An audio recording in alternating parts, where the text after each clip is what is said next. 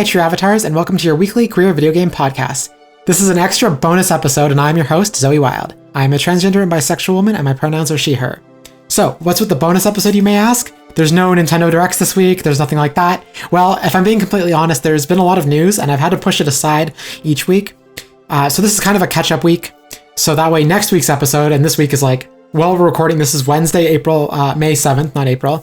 It's Wednesday, May 7th, and it's only Wednesday, like I said, and there's already been so much news in the last 3 days that I'm going to cover this coming weekend for next week's episode. So I was like, you know what, we should get this backlog out of the way. And that's exactly what this is. This is a backlog episode, and who needs another backlog, you know?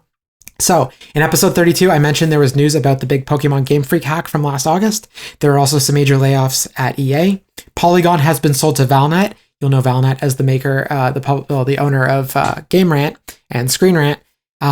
And then there's also some news about Nintendo's DEI efforts. Plus, I really want to talk about Switch 2 pre-orders, and who better to talk about them with than someone else who got a Switch 2 pre-order. Joining me for all of this is regular Amy-Lynn. Amy-Lynn is a transgender lesbian whose pronouns are she, her. Hi, Amy-Lynn. How are you? Hi, thanks for having me. I'm doing not too bad now that I have the Switch 2 pre-order out of the way. Yeah, that was, we were kind of following each other while you tried to get that pre-order, and we'll talk about it in a minute, but yeah, that was pretty wild, so. Yeah, it's not something I'm looking forward to revisiting in the near future, so hopefully this Switch can have as long a lifespan as the other one. Well, based on sales so far, I think it's, all the pre-orders sold out, so I think it's going to have a decent lifespan. But we're going to talk about Switch 2 in just a moment. Before then, I have a few quick favors to ask. If you like this podcast, please consider leaving a comment, review, or rating on your preferred podcast platform. Leaving feedback not only helps with visibility, but it helps me know what you like and don't like about the podcast, so I can improve it as I find my footing. Also, please consider following True Avatars, a queer video game podcast, on social media. There are accounts on Blue Sky, Instagram, Twitter, Threads, Facebook, and YouTube at True Avatars, and you can also find the podcast on the official website, trueavatarspodcast.com, all one word. And remember, this is a weekly queer video game podcast, so check in every week. I aim to bring you news, interviews, and up-to-date discussions that are relevant to queer gamers, so you have a safe space to check in on the world of gaming from a 2S LGBTQI+ lens. Okay, Amy-Lynn, let's talk about these Switch 2 pre-orders. So, do you want to start? Do you want to talk about your experience?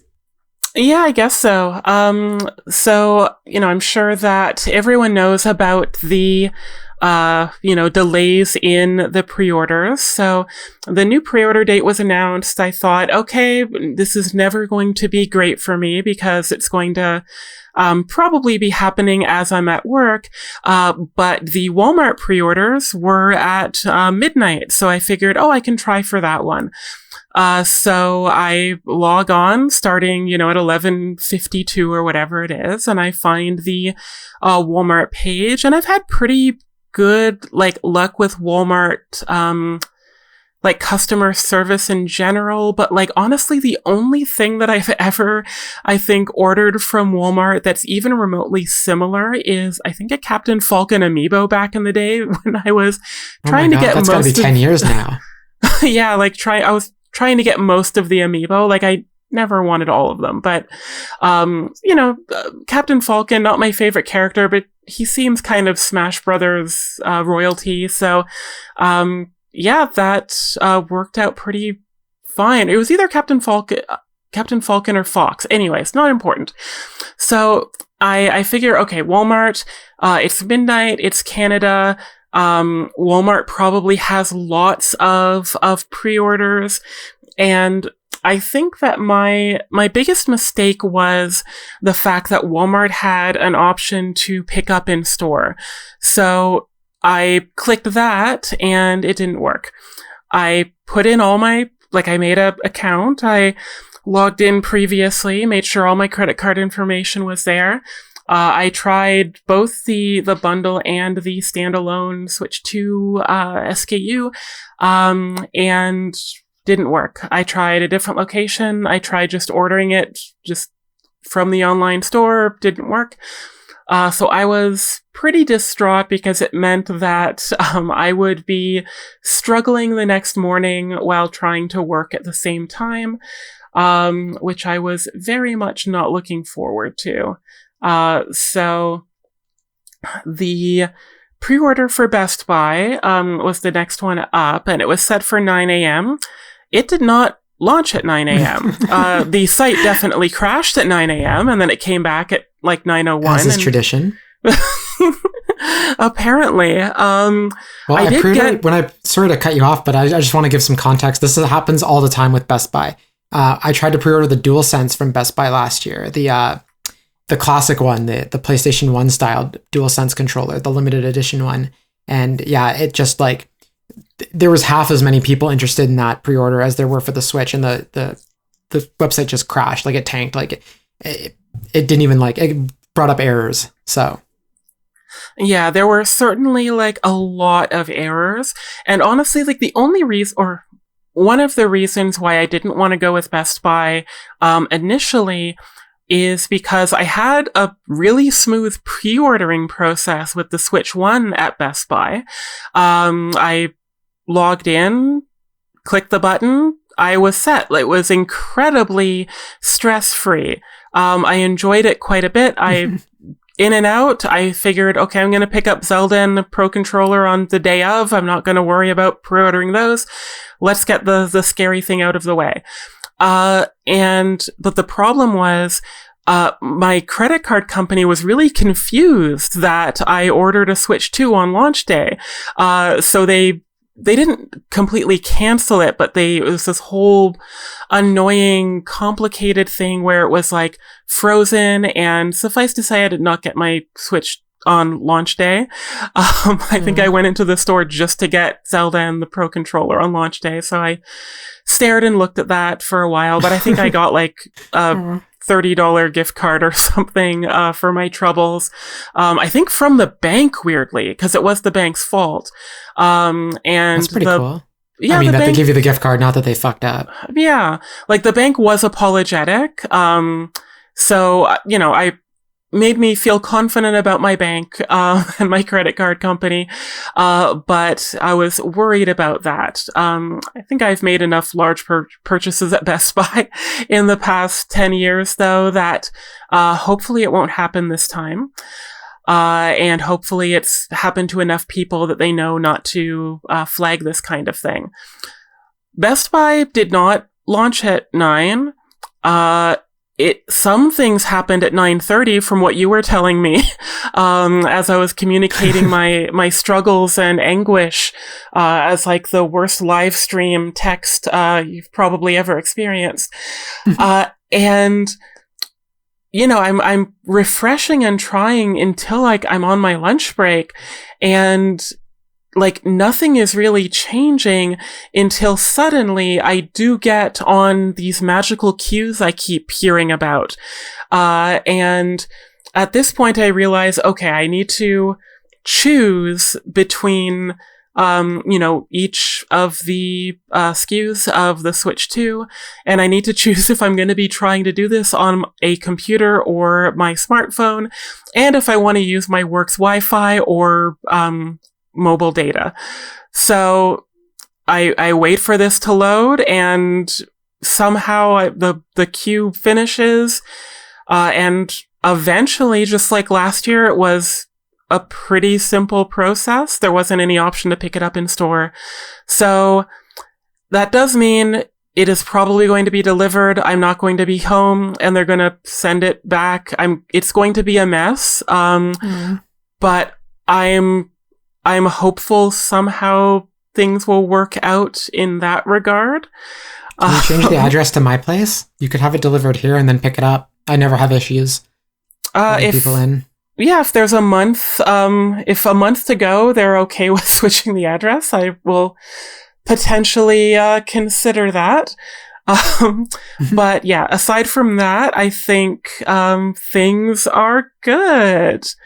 I did go with the Mario Kart bundle, but I was kind of not threatened into it. But when a game is like $30 or $40 less when you bundle it, it really makes the decision a lot easier. I haven't owned or played a Mario Kart game really since I think Wii.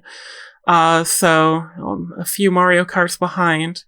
I There's like a lot of story you've missed that you have to catch up on. Yeah, so I've heard Rainbow Road has been under new management or something. I do like that a lot of weird random things are playable. Like, that delights me.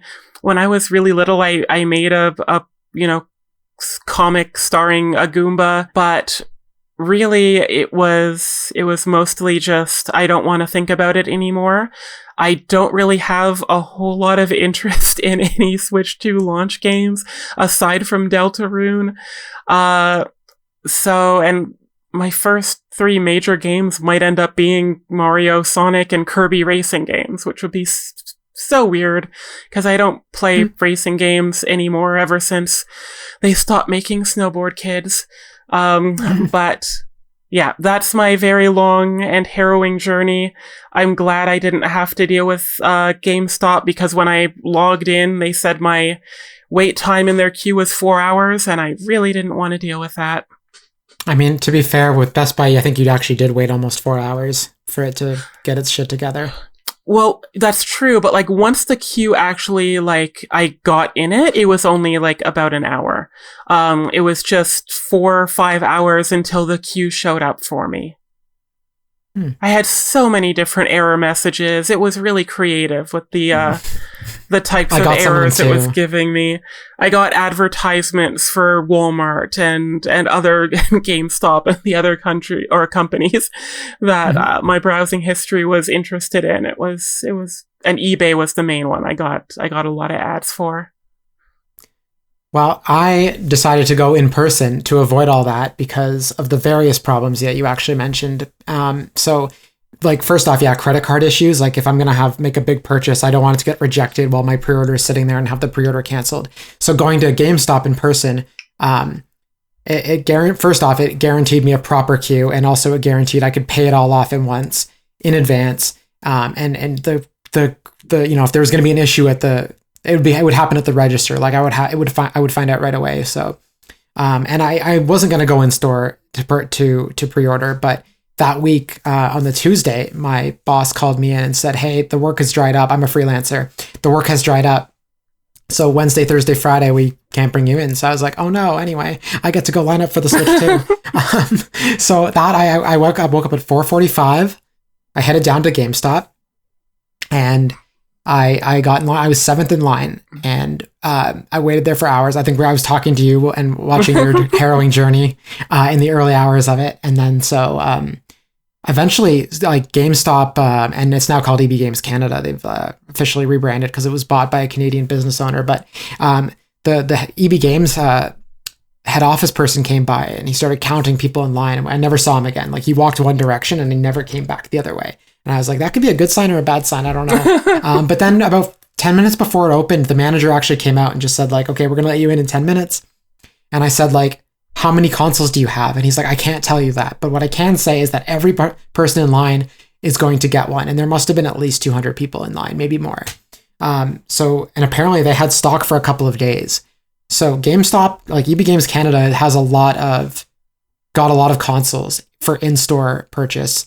I'm not sure how many they got like online, but yeah, just the fact that GameStop seemed to be the company with the most allocation, which was nice. Anyway, so I got mine. I did get the bundle because $70 for Mario Kart. I couldn't pass that up. I want something new to play on launch day. $70 is reasonable for me versus the $110 that I would have been paying for a physical copy or separately digitally. I can't do that. So yeah, no, I'm like pretty excited. I also grabbed I didn't grab any controllers. I'm just going to use all my old Switch 1 stuff for it, but I did get a case with the screen protector, mainly so I don't have to worry about that later on. I just want to be able to install the screen protector right away because I know this dock is going to have the same problem as before where it's going to scratch the screen.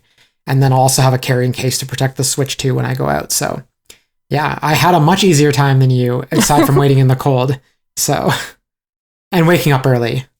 I have like very mixed memories of waiting in line for the for the Wii. There wasn't a Wii 2. Well, it depends who you ask, but yes. And it was, that was November. It was very cold. I used my own laptop for heat. I watched the one episode of Bleach I had on there. It was a very odd experience, kind of like you. I was, I wasn't the first in line. I woke up around 3:30 or 4. I headed to a Walmart near where I was living at the time. I think I walked there. I think partially just to make sure I could stay awake. And yeah, I didn't have a chair. I was just, I think, sitting on the ground, and it was freezing. Oh my gosh. So I don't want to live through that again. That's fair. It's so interesting because the world has changed so much. Like, I remember for both the Dreamcast and the GameCube and pretty much all the handheld systems that I had, bought on launch day, there was never any, part of this is just the gaming industry growing, but there was never any of this. We would just go to EB Games. My mom would put the pre-order down, or my grandfather sometimes, especially for individual games, but for consoles. And then we just go on launch day, like that afternoon, or things like that. There was no drama, no terror. So it's been weird and sad that it's become this, Hunger Games battle royale situation. And I wish there was a way to stop it. I think the biggest change is the scalpers. Yeah. Because obviously the gamer base has grown, and now a lot of people have there's more adults playing games now, so there's more disposable income going into the games industry. But I don't think that's only it. I think there's also a lot of scalping. Anyone who's, and whenever there's FOMO on any kind of product now, there's scalpers who are trying to buy it up. Even just today, they had the Black Bolt and White Flare Pokemon card pre-orders, and they're starting to fight the bots on it. But I don't see the Pokemon TCG going back to normal for another year, or at least 2 years, because you've got Mega Evolutions coming, and then shortly after that, there's going to be new Mega Evolution Pokemon in those cards, assumedly, and then next year's the 30th anniversary. So and also with the cost of living being the way it is, scalping is a very easy way. Flipping things is a very easy way for people to make money. That's low effort and high reward, because people wouldn't scalp if people weren't buying these things. So unfortunately, if you're thinking hey, you want to Switch 2 on launch day, you didn't get one. I'm not going to tell you how to spend your money, but if we want scalping to go away, so in the future, you can get this thing on launch day easily. We can just walk into a GameStop anytime before launch and just get your console pre-ordered, and then, show up on release day and get it. But don't encourage scalpers. Don't give them the satisfaction, because eventually they probably won't move on from scalping entirely, but they might move on to a different thing, like shoes or whatever. Just stay away from my hobbies, please. I would like my hobbies to return to a reasonable price, stress-free. I'm with you there. So yeah, and it's as I kind of mentioned, there's not really anything I'm super excited for, but once Kirby does come out, I don't want to be in a situation where the Switch 2 is, it's been sold out for months, right? It's the same for me. I just want to know that it's in my hands and I don't have to worry about it. So when Kirby and Pokemon come out, I can just play them. Yeah, so it's kind of a relief. I'm going to eventually purchase this product. It's something that, things can raise in price now, apparently, in the economical world we live in, which is scary. So, considering a good chunk of my gaming is Nintendo games, and the other chunk is sort of indie games, I'm pretty confident in my choice to get a Switch 2 over a PC. I'm sure that there are plenty of PC games that I will miss out on or will be much cheaper during a Steam sale, but the PC doesn't have Kirby Air Riders, so it does not. Kind of balances out. Yeah, those are, and to be honest, if I didn't get Mario Kart at launch, it wouldn't have been the end of the world. The games I'm excited for this year, there's only 3 on the Switch 2 that I have to play day one, and that's Donkey Kong Bonanza. And having played it, I am really excited for it. I just hope the motion sickness was because I was standing close to the screen issue and not because it's just a motion sick inducing game. But then the other things I'm waiting for is Kirby Air Riders. I have to play that game. Like the scream, I made the exact same noises that girl did when she saw the Dark Souls Kirby girl. I forget her name, but anyway, I literally screamed at all the same points. As soon as they zoomed in on the back of tip of Kirby's star, I was like, it's Air Rider, like it's Air Ride, like it has to be Air Ride something. And then the second the jets like spawned in, I was like, I shrieked.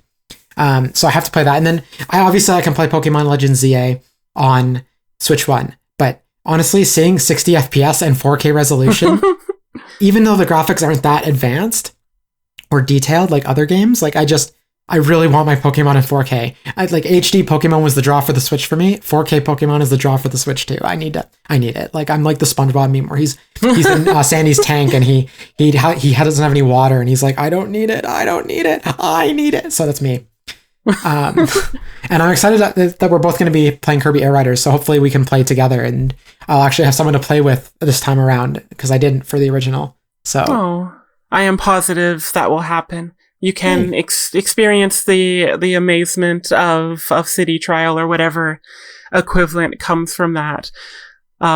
Pretty sure I might have mentioned this last time, but I do really love that trailer for it because it's clear he used the same studio that did the Smash Bros. Trailers. Mm-hmm. And I wonder if that was done just to trick people and have them wonder if it's Smash Brothers.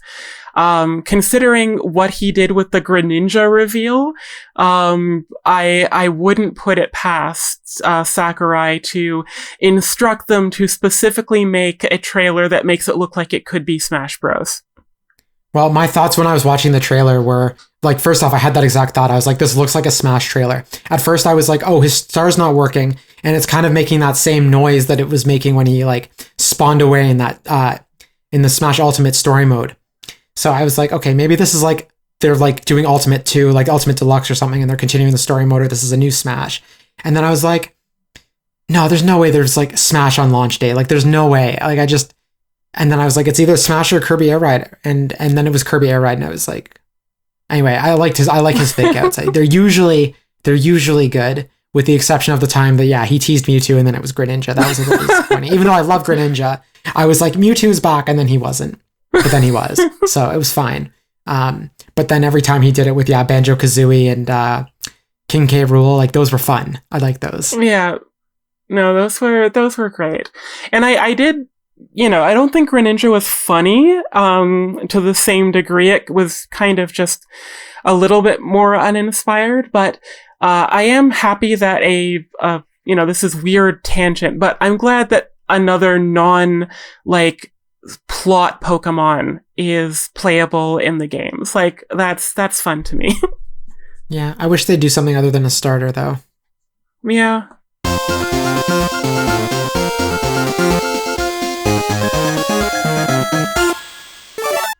But anyway, let's move on to the news. Since we're talking about Pokemon, this is a great point to segue in here because I've been talking about this on the podcast, and pretty much any time that it comes up, I've talked about it a little bit, but I've been avoiding talking about details because, like, there's been no verification until now. But last year, in August, Game Freak, the developer who's been making Pokemon for the last almost 30 years now, actually it's been more than 30 years, I guess, technically, but they haven't released anything anyway. So that leak was real, like that hack was real. So this person managed to trick someone into opening a link in an email who worked for Game Freak, and this person got through into Game Freak servers and downloaded so much stuff before they even knew they had a breach.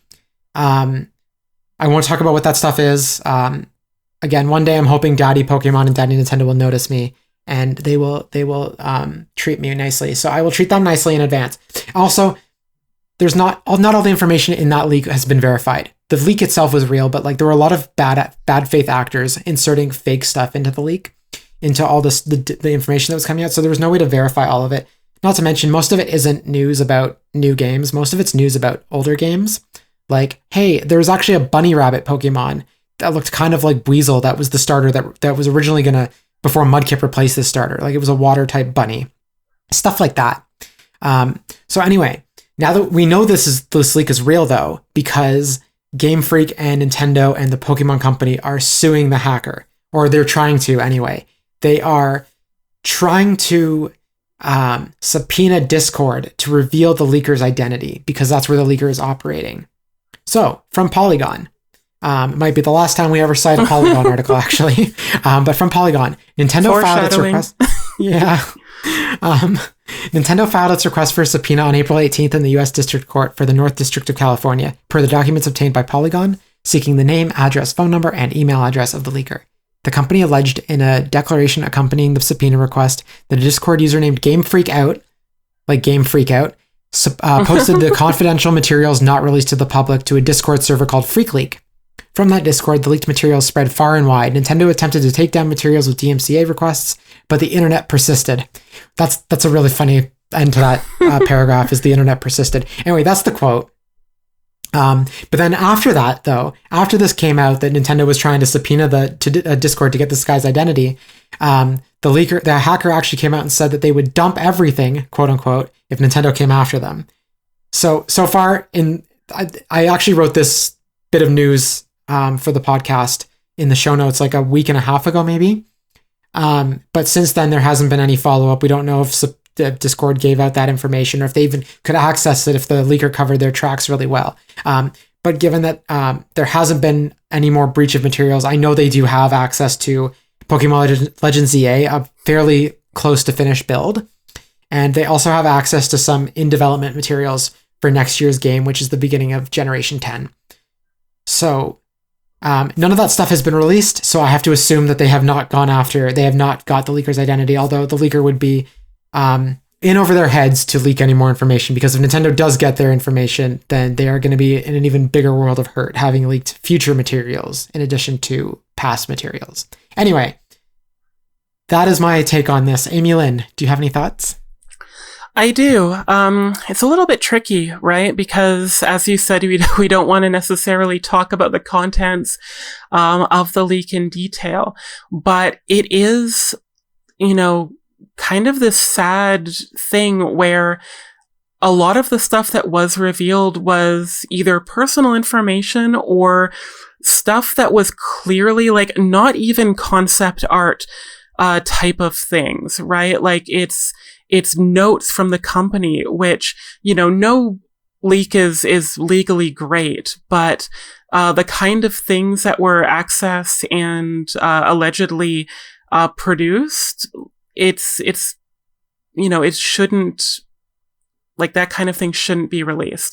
And a lot of people have argued, well, Pokemon Company and Nintendo are so secretive, they'll never release this kind of thing on their own, and this is such like a great opportunity to see the inner workings and everything. And like, I get it, but you don't necessarily want to know how certain, how the hot dog is made kind of thing.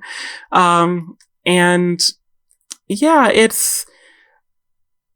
seems like this is going to be a constant danger and back and forth when it comes to especially Nintendo and probably, companies like Disney as well, who are very, both they try to lock down and they seem to be breached fairly often. Like this is not the first leak. Like there's a reason why it's the nickname is like the Terra leak, because there has already been a Giga leak. So it's the Streisand effect in full force here. Yeah, and as someone who observes this kind of thing, the certain things are interesting because we have the infamous Space World demo where some people got to see something that was lost, and then the argument is, okay, if that sort of thing were to be released, is this just lost media? But it's a trade show demo. It was never meant to be released to the public. But if smartphones were more common, we would have probably had more footage, if not a complete playthrough. Yeah, it's the fact that the future has been leaked is really sad. I hope that a lot of it isn't true, just so that there is some surprise left for people in the world. But don't go looking for stuff about the Legends EA, because there's story spoilers out there now. Yeah, and as you said, it's hard to say how much of this is going to be real and how much of it is people who know that there is real information out there. So suddenly they can spread misinformation and people will believe it because they can just say that, they're friends with the leaker. But I'm sure some of it is, either legitimate or legitimate at the time of things being leaked. Yeah. Well, I don't have too much more to say about that without getting too into the weeds about the actual contents that were leaked. I'll just finish off by saying that I think it's kind of disgusting that the leaker decided that the Game Freak's employees, all their information was leaked, and that was not protected. But then, of course, he's like, I'm not, or of course, they're like, I'm not going to, and I've seen mixed, by the way, pronouns, he and they for both the hacker.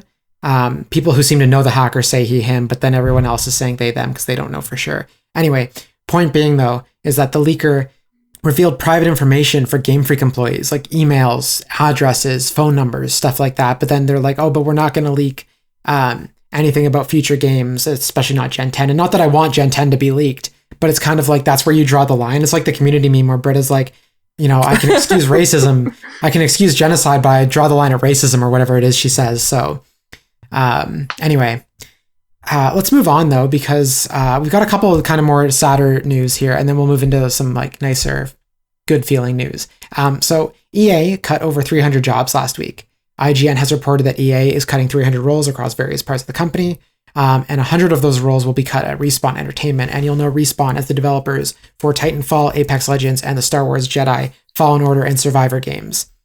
It also sounds like 2 projects were canceled, including an extraction shooter set in the Titanfall universe, which I don't think was technically Titanfall 3, but I've seen many people disappointed that anything Titanfall was canceled.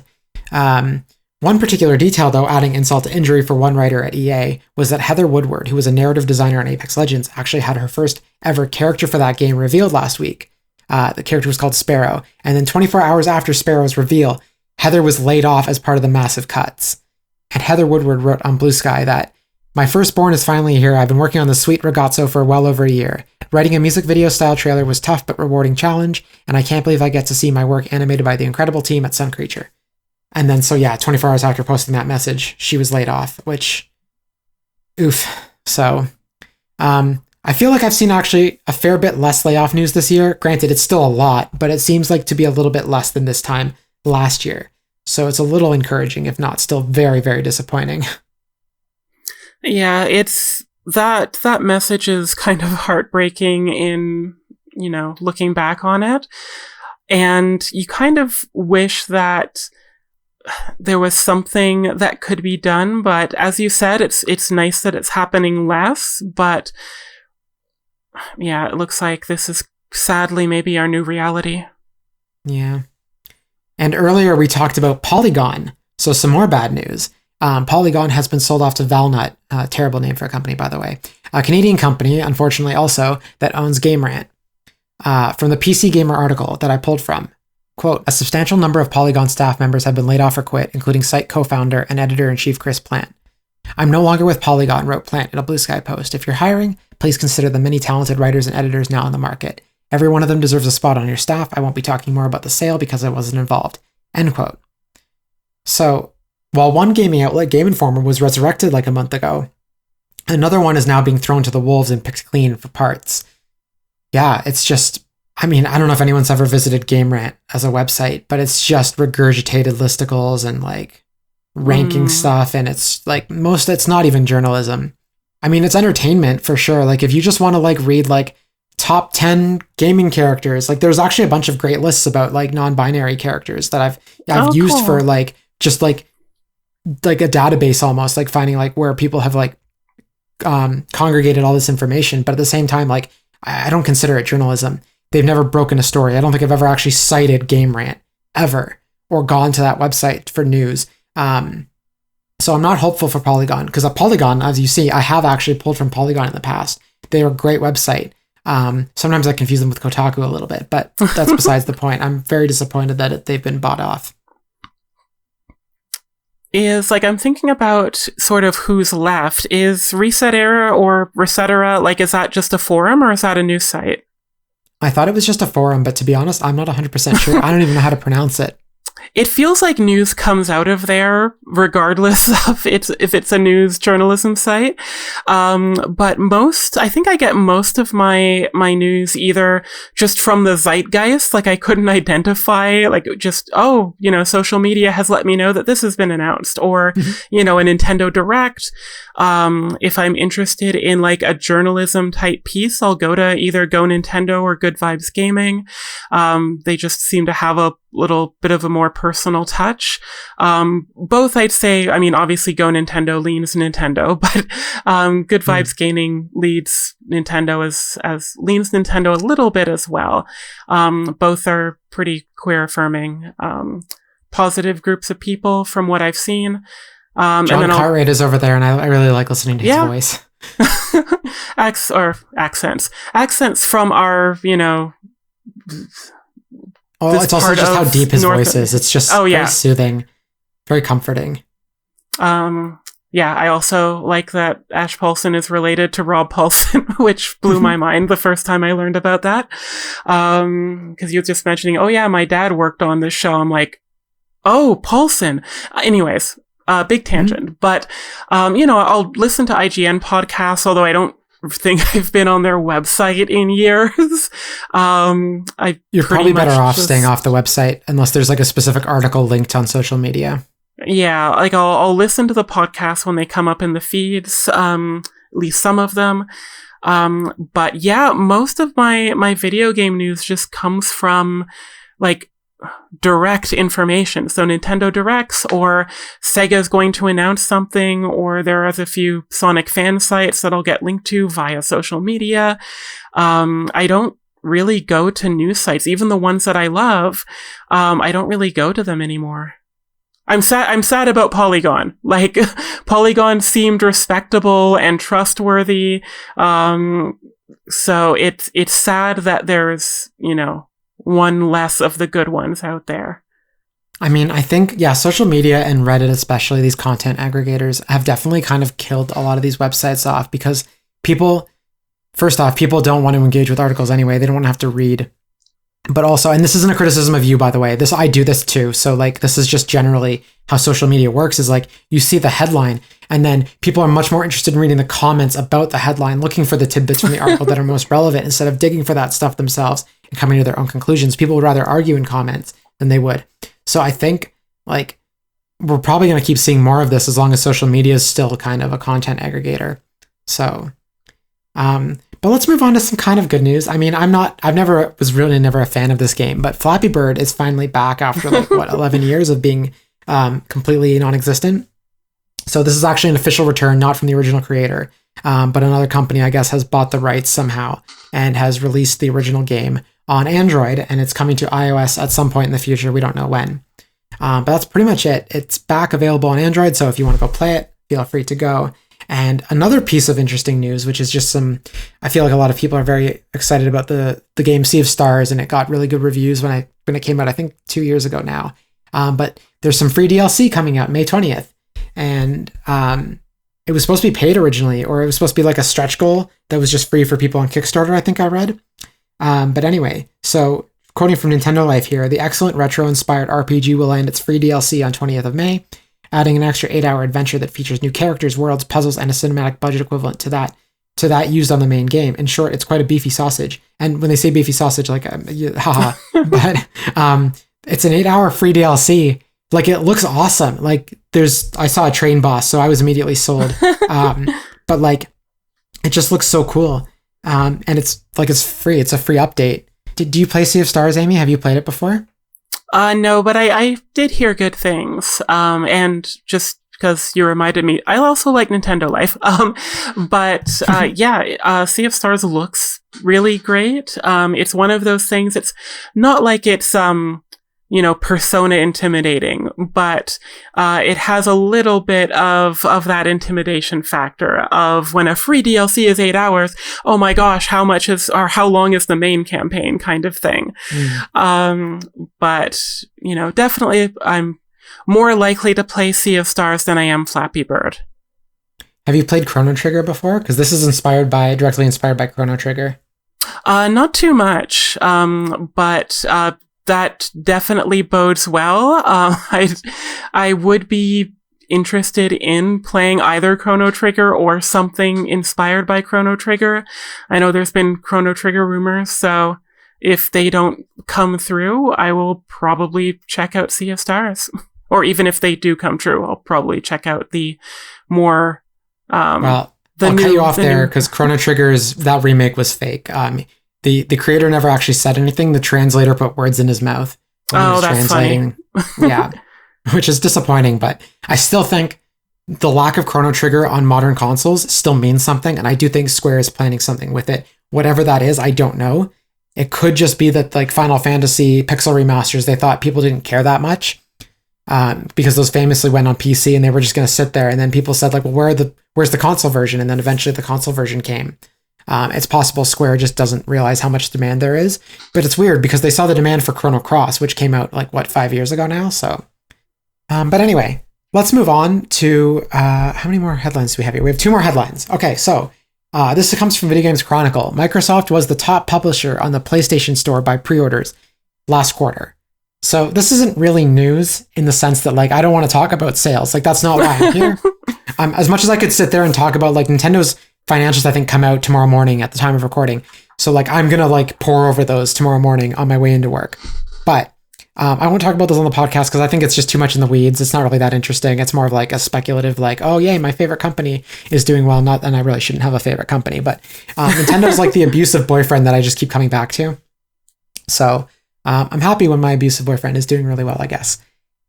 Anyway, so what I thought was really interesting though is that Microsoft was the top publisher on the PlayStation Store, and like Microsoft only started publishing games like a little while ago, and already they're doing better than any other platform, like any other publisher. Obviously, Sony is also counts as a publisher, and I do think that if you were to compare Sony in a good year when they have lots of games coming out with pre-orders available, they probably would have outpaced Microsoft. But I don't think Ghost of Yotei actually went up for pre-order until a couple of days ago. So there wasn't anything upcoming for PlayStation first party that Sony was publishing to compete with Microsoft. So Indiana Jones, Forza Horizon, and the other game was the new Doom game. Do you think we'll see something happen similar to this happen on Switch 2, Amy-Lynn? When Xbox inevitably starts releasing their stuff there? I think if, Microsoft decides to stop being cowards and make Banjo 3E, then I certainly think that it's a possibility. I think it's hard to say. I do think that there's probably more crossover between the Xbox and PlayStation audience. But certainly, games like Minecraft, like all the, I'm going to call them acquisition babies Microsoft has, I think would be all very popular on the Nintendo Switch. I don't know about their own first party titles. I'm sure, obviously things, like your Minecrafts would be. Maybe they want to make, Blinks the Time Sweeper again. That would fit with the audience a little bit. But I think something like Halo is going to get like a big bump if they do release it for a little bit. But I don't think it would be sustainable. Like, I don't think that is going to be a long-term seller on the Switch, because I think people who are interested probably already have a PC or an Xbox. I could be wrong. I'm sure, it wouldn't do poorly. But, depending on how many more, acquisition babies Microsoft conceives, I think that they have a bright future as a Nintendo publisher. Well, please no more acquisition babies, Microsoft. If you're listening to this, Phil Spencer, don't do it. Please leave some of the game industry for everybody else, But this actually leads into my next question, because do you think Xbox is going to go third party in the next few years, the same way Sega did in the early 2000s? I definitely think it is possible. With their weird tagline of everything is an Xbox, it does kind of seem like they're going in that direction. I could see it kind of being a soft third party type of thing where they do have an Xbox, like they'll still release it because they think that they're good at making video game consoles, just like they're good at making some other pieces of technology. And they'll release a Xbox, and they might have a few things that will say, on Xbox, this will be released first. On Game Pass, it will be released first, but then in a couple months, it'll be out on Switch and PlayStation, or on Nintendo and PlayStation. I certainly think that is possible even within sort of the next generation, or at the very least, like in 10 years, a generation after. I think it's likely, possible. I'd say a strong possible. Yeah. I mean, I have an Xbox Series S that I got discounted at one point, and I got it just to because at the time it was the easiest thing to play Game Pass on. And then eventually I canceled Game Pass. It was too expensive, and I didn't have any time at the time I didn't have any time to play anything that I had loaded up on my Xbox from Game Pass. But I haven't even, I really want to play Indiana Jones, but knowing that it's coming to PS5 and it will look better on my PS5, I know I'm always going to be in the PlayStation ecosystem.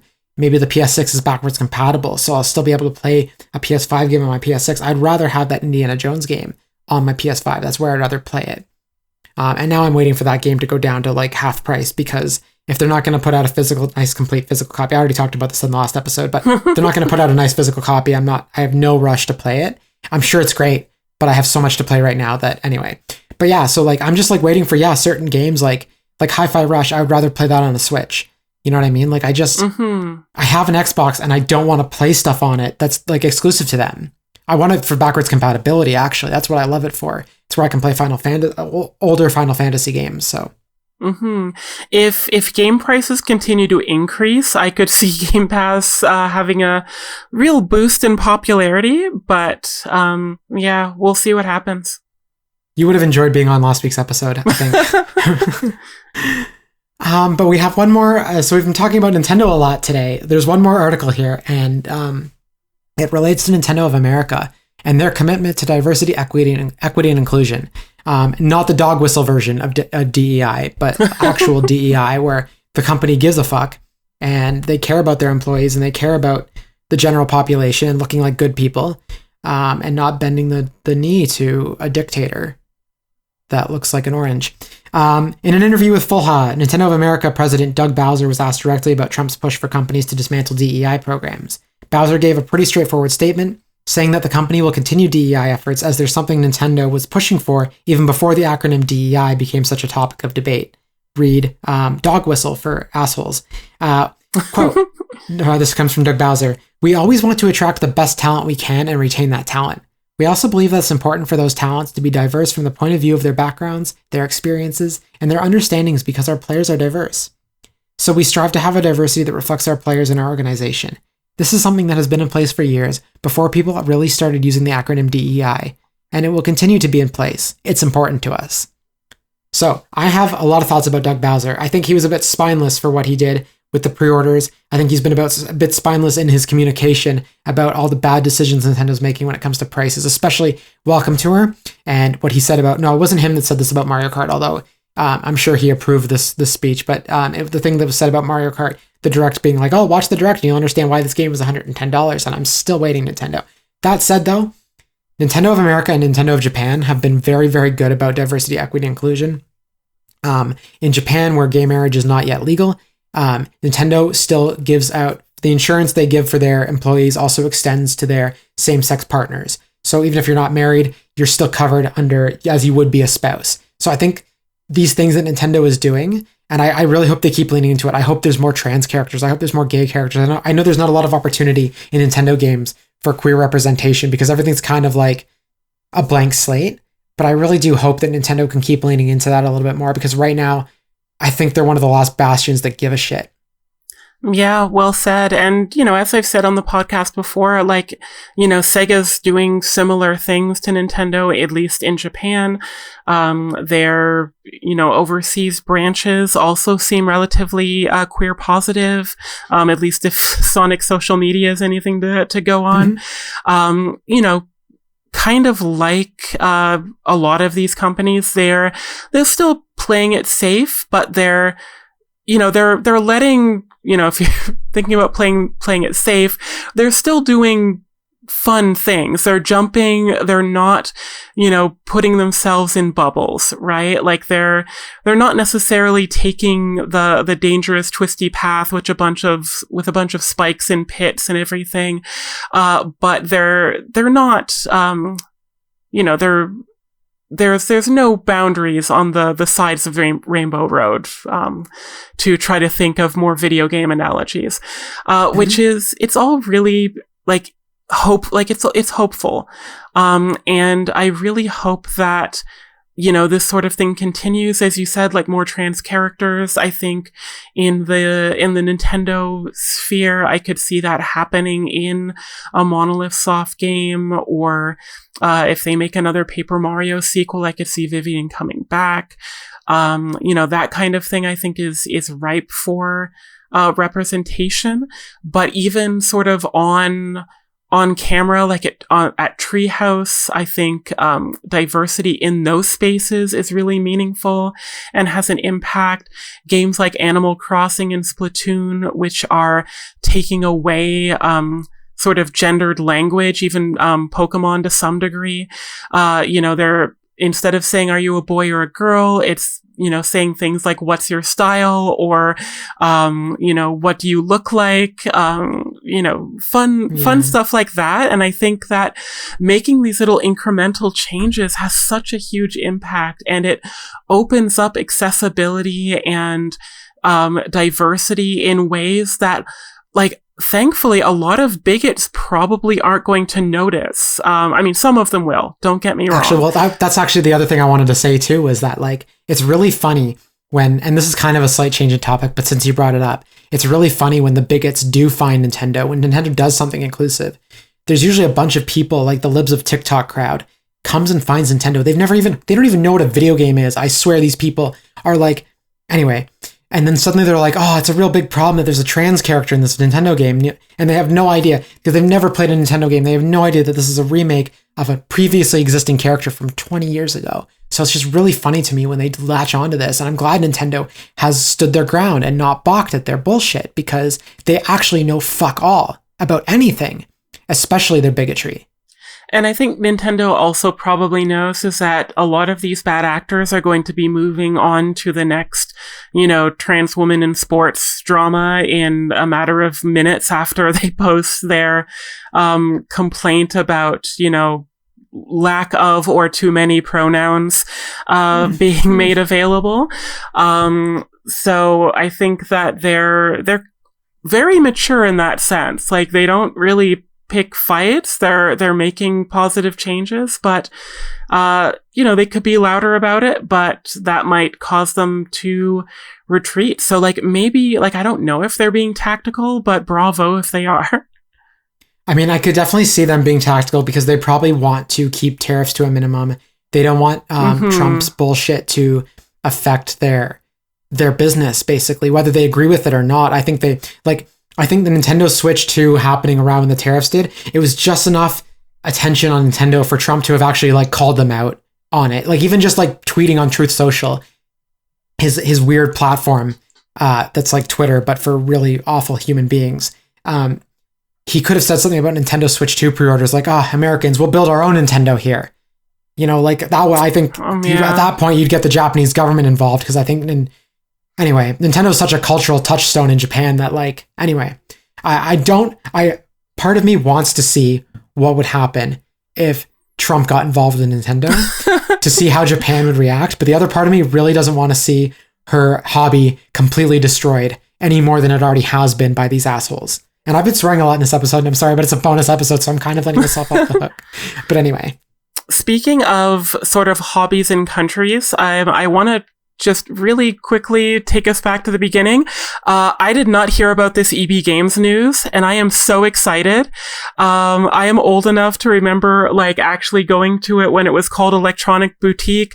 I took photos of the sign, of, like, the last EB Games sign as they were being destroyed, or not destroyed, taken down in throughout the GTA. Like, hearing that EB Games is potentially coming back as far as the branding is really kind of heartwarming in like a really silly way. Like but I used to shop there quite a bit, and I'm excited to shop at the store again that, has a lot of those, childhood memories that I mentioned of like, getting the Dreamcast and the Sonic OVA and, even toys, like, that's where I would get, again, Sonic Adventure toys, and, getting my Game Boy Advance. That's where my grandfather picked up Pokemon Blue for me. And, it has so many of these like amazing memories. And the rebranding to GameStop did turn me off, of shopping there. So, I'm not sure how much I'll go back. A lot of my game paraphernalia shopping will probably still be like indie stores and imports and gachapon and things like that. But to be fair, the store has been carrying more of that kind of stuff. So it may mean that I enter in those doors or those entryways a little bit more. Yeah, plus now you're supporting a Canadian business, which was my big concern about pre-ordering from GameStop, because I wanted to get it from VGP or PNP Games here in Canada to support a local business, but they said they couldn't get an allocation from Nintendo in time. And they still don't have an allocation from Nintendo. So I had to pre-order. I wanted one, so I had to pre-order from GameStop. And thankfully now my money's going to a Canadian business and not an American one. All right. I think that just about wraps up this week. We've covered all the news now. So thank you so much for joining me, Amy-Lynn. Where can people find you? Usually if you have a look at the True Avatars following list, I'm Amethyst Lilac. There's a few more Y's in there than you might be expecting. And she's not lying. So I am on Blue Sky there, and also Instagram, where very rarely I'll post video game related photos. It's mostly autobiographical comics and photos of my crabs. But if that interests you, you can have a look there too. The crabs are really cute. You should go follow Amy-Lynn just for that. Promise you, they're great. Well, that just about wraps up this week's show. Thanks, True Avatars, for joining me for this bonus episode of your Queer Video Game Podcast. If you've made it this far into the episode, I really appreciate you taking the time to support queer-made content, which is a big deal. If you want to support the show, it'd be really great if you could leave a rating, review, or comment on your preferred podcast platform. I welcome you to check out the website, trueavatarspodcast.com, all one word. You can also find the show on Blue Sky, Thread, and YouTube under the handle @TrueAvatars, all one word, and on Instagram under True Avatars. Importantly, if you or anyone you know is queer and involved with video games in some way, please don't be shy. I would love to hear from more queer voices in video games. Your voice is unique and valid and worth sharing with the world. And if you don't want to be on the show or know anyone who's interested, but you know about a cool queer video game or games industry story that's queer related, please let me know. The show's official email is trueavatars.podcast@gmail.com. That's trueavatars.podcast@gmail.com. You can also feel free to reach out via the website or the aforementioned social media pages. Things are tough out there, and queer people need to stick together when we can. So bye, True Avatars. Thank you so much for listening, and I look forward to speaking with you all again next week. Take care and stay safe.